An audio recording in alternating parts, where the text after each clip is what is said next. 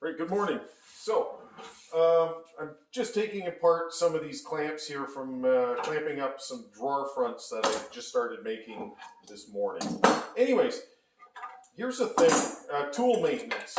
As you're working, there's times where you actually have to do a little bit of stuff to your tools just to keep them running properly.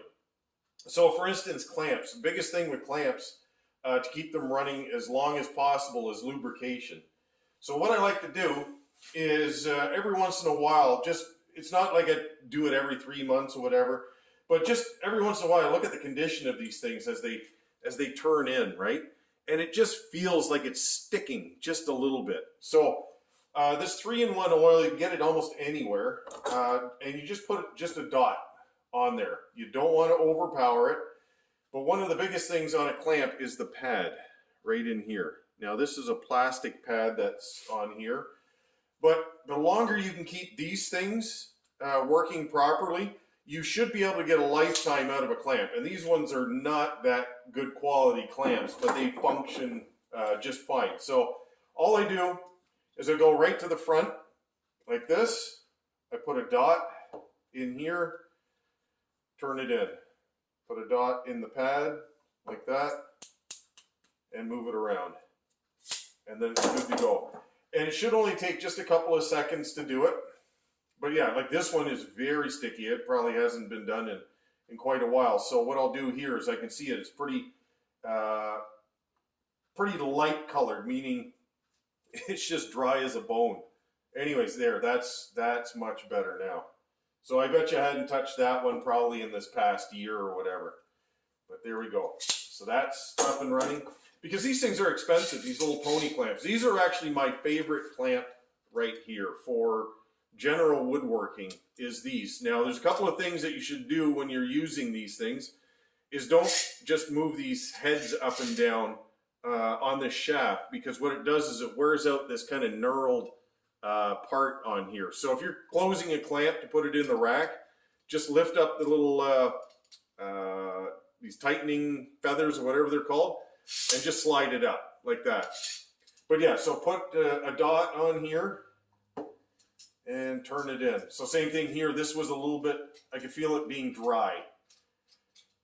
And it won't be your screw that will actually fail. It'll be this part inside here. So yes, I can feel that it was just grabbing there. Now it's going perfectly again. But you can see in the color there, you can see at the bottom, dry, and then lubed up here. And a little bit in the pad. There we go. There we go. So that is how I would do a little bit of maintenance. And I'm just doing it now because I've got probably a third of the clamps that I use out here. And I'm going, okay, here's the perfect time to do it. Just before I put everything away, I'm just going to give it a quick lube, get it done, and then I don't have to think about that until I'm doing it again at some other point. Anyways, hopefully that's helpful. There we have it. So I'd say there's probably 24 clamps there, all oiled up. You can take a look there and there. So got the pad right here and the shaft of the whole clamp. So I went up and down the whole thread on these things, and now they're all ready to go. So these clamps here, like for instance, these little 6-inch ones, I've had for now over 30, I'd say 30 some odd years, at least some of them. I may have bought a couple of these over the years, but let me see, which is probably one of the oldest clamps. Actually, it's probably this one right here. You can see even by just how it's kind of wore and everything like that. But like I said, maintaining your clamps is just as simple as adding a little bit of oil to it every once in a while and making sure you do a few simple things to it. And you should be able to have these things for a lifetime. Even cheap clamps like this. I know I bought these 24 years ago, and they still function. I don't use them every day, but when I do need to use them, they work. And that's the most important thing. So next thing I'm going to do is maintaining my table saw, because I found when I was just using it a few minutes ago that it just needs to be lubed up properly. So these are the kind of things I'm just going to do quickly.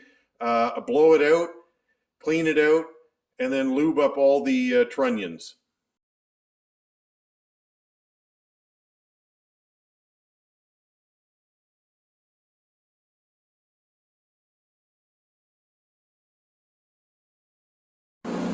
So I took out as much of the sawdust as possible.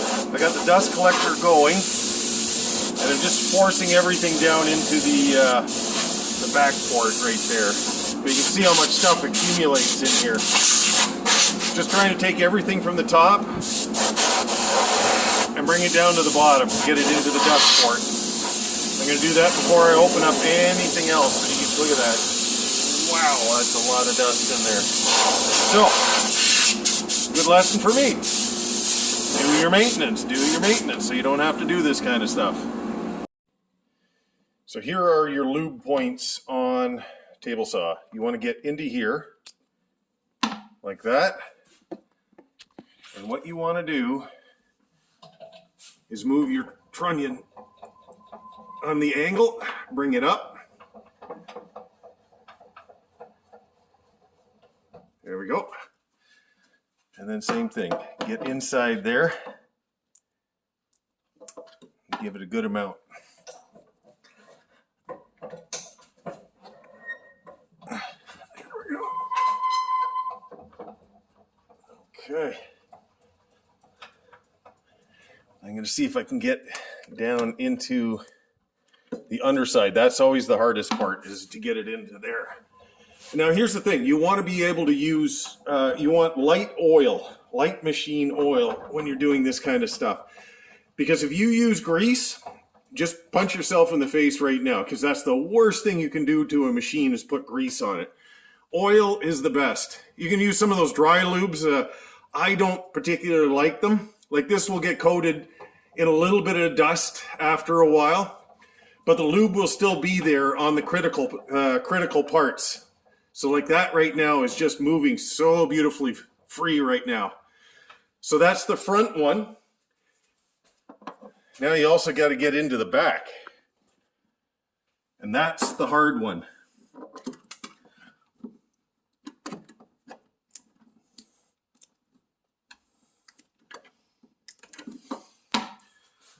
Same thing.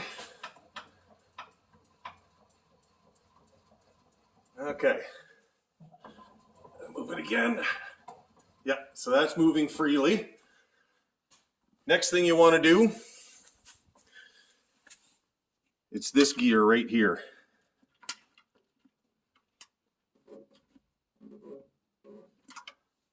Okay. There we are. So that is actually the gear that moves everything.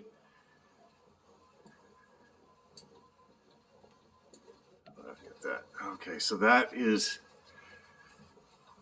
working perfectly again. Okay, so that is your tilt mechanism right there. Next thing you want to do is you want to get at your raise and lower. And that is right in the back there. I don't know if you can see it. It's just past the V-belt on the left-hand side there is a gear. That one has to be lubed. And there's one other contact point that I'm going to do. But that's basically the two mechanisms that you want to get lubed up properly. Okay, so take a look in there now. See the gears? All properly lubed. That's what you want to see. You operate that a few times, up and down, side to side, and you'll be fine. Every half a year, do that. Almost forgot, there's a couple other points that you got to get. Right here, okay, just where this, the handle for tilting your blade. You also want to get into here too. Okay, that's the raise and lower. And you put the oil into it until you can feel it pulling it into that bushing that goes inside there. And that's the other clear thing that you have to do. So, anyways, this thing's lubed up. Got most of the dust out. Look what was sitting in there. I feel really bad about that. Anyways, it's done. It's done. It's done. And I'm just going to put, I have a little bit of oil on my hand. Just going to put that on the shaft here. There we go. And I am back in business.